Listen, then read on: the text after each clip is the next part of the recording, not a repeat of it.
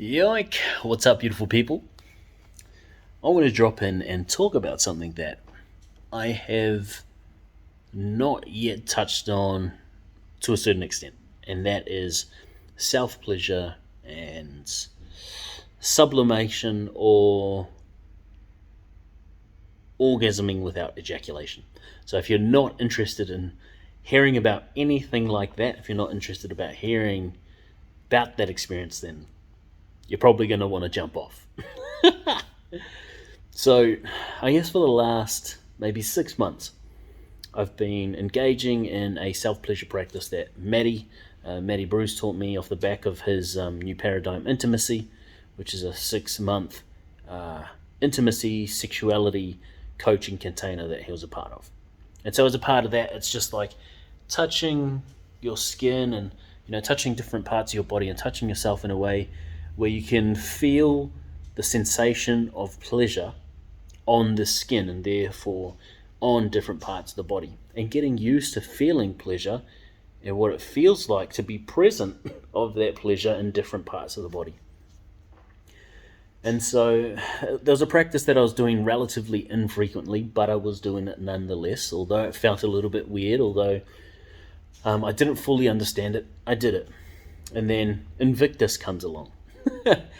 Now, we didn't do any of this until the last week of Invictus, and I think I said in the last video, as part of one of the things we did, we watched little Benny Arnold, do a self-pleasure breath and do self-pleasure by touching his body, and within that he was moaning, and it was triggering as fuck for me. It's triggering as fuck for some of the guys I was with, because there were about 40 of us in that room. And then we ended up doing our own self-pleasure practice, similar to what Benny had shown or done for us. And 40 of us lying down in that room, men moaning, me getting the back shudders, doing the breath and the self-touch, but then having a level of constriction around, okay, when it gets to the point where I want to use my voice and moan, something's there. It's like this, like I'm immediately constricting, going, oh shit, no, don't do that. And so working on that, and then, like I said in the other video, went to Haka, realized that I wasn't giving myself full permission to be loud, to use my voice. And as soon as I stepped into that, as soon as I stepped into being loud, being the warrior, and then showing up from that place, I come home, did a self-pleasure practice, and all of a sudden, without consciously having to think about it, without consciously having to relax that level of constriction, it just happened. I moaned, I used my voice to express the pleasure in my body. Not in relation to any sort of ejaculation or feeling horny or anything like that. Just feeling pleasure, that sensation of pleasure in different parts of my body and expressing that through the voice. And so I've been doing that microcosmic orbit. I've been doing that self-pleasure breath and touching myself as a part of my daily practice. So when I wake up, my phone's on flight mode. I do my Melanie Ryan meditation on anxiety, grief, and sadness. And straight after that, still lying in bed, I do the self-pleasure breath. So I put on Faith's hymn. It's a song that I really connect to, that I feel is really feminine, and I start doing my practice. I do a little bit of breath of fire with like a straw-like motion, which Joel Stonehouse taught me. I engage the perineum, and then I see this golden energy going from my perineum up my spine, up to my head, and then filtering out and allowing my body to glow. And I do that. Then I do the touch, and I do it until the song is finished. As soon as the song finishes, I lay down flat and I allow that to integrate. I allow myself to feel it all. And within that, I'm writhing, I'm moaning, and that's what I have done every morning for the last, I don't know how long, maybe 3 weeks. And so, the reason for this video is 2 days ago, I finally had my first experience of having sex and then experiencing an orgasm without ejaculating. which I didn't really understand at the time. Because what I realized is that through my use of porn, having been an addict since I was 8 years old and got introduced to it, and then as part of sexual abuse is obviously sex. So I've been used to experiencing pleasure in my mind based off of this feeling of ejaculation. And so to have this pleasure within my body cause the same sort of physical reaction as I would have ejaculating, it was quite odd for me. I didn't really know how to feel.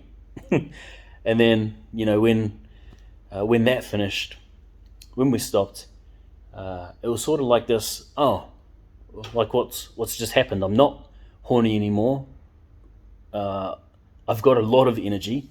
My body and my skin feels lit up, but I'm really confused because that didn't feel like the pleasure that I'm used to feeling. And so why I didn't jump in and just immediately talk about it on the day is because I needed time to process. I needed time to understand for myself what was actually happening. And that's the conclusion I come to, is the difference between feeling pleasure in the body and orgasming from that place without ejaculation, as opposed to having the ejaculation happen and then associating pleasure and orgasm with what happens down there in the sexual center, in your cock, while having sex. And so my relationship to porn, my relationship to sex, my relationship to my cock, my relationship to sexuality has completely flipped. Now, if I engage in porn, which is very rarely, I will tell my partner that I've engaged in porn. If I am using porn, I now go slow. It's now a more intimate process. I'm using Mantic Chia's edging, what he talks about, edging. And so it's a very, very slow process. There's a level of intimacy. Although it is porn, there is a level of intimacy which has filtered into my relationship and my intimacy with my partner, which then has made our intimacy, our time in bed, so much deeper. It's created such a deep level of connection and love and trust and presence. Being present within the moment, not wanting it to be over, not having an end goal of, okay, I want to get to the point of ejaculation, of climax, of coming, of orgasming. Therefore, I'm not present in what we're doing. I'm focusing on what may happen or what I eventually want to happen. And so it's really just getting into the body. And that's what the self-pleasure practice has allowed me to do, is get into my body, to understand it, to understand what joy feels like, understand what love really feels like, to understand what pleasure feels like. And that has led to this place where I have now had an orgasm within my body without ejaculating, which I'm really, really proud of, because I was a man who, especially as a FIFO worker, would watch porn and wank 3-4 times a day.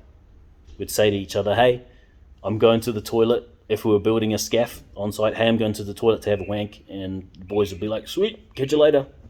Catch you in 10, catch you in 15, whatever. It was just the norm. It was just part of being one of the bros.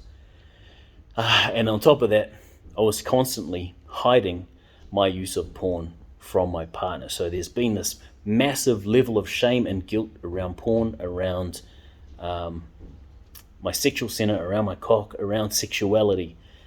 And so to finally start peeling back those layers and to have beautiful people like Maddie Bruce, Timmy Morrison, Joel Stoyanis, all in my vortex, all beautiful men who have helped me get to this point. I'm very, very grateful and very, very proud of myself for pushing through. Still a lot of work to do, but I just wanted to speak into this experience because it's a very, very big thing for me, and I'm very, very proud of it. So hope you all have a good day. That is about it. Ciao.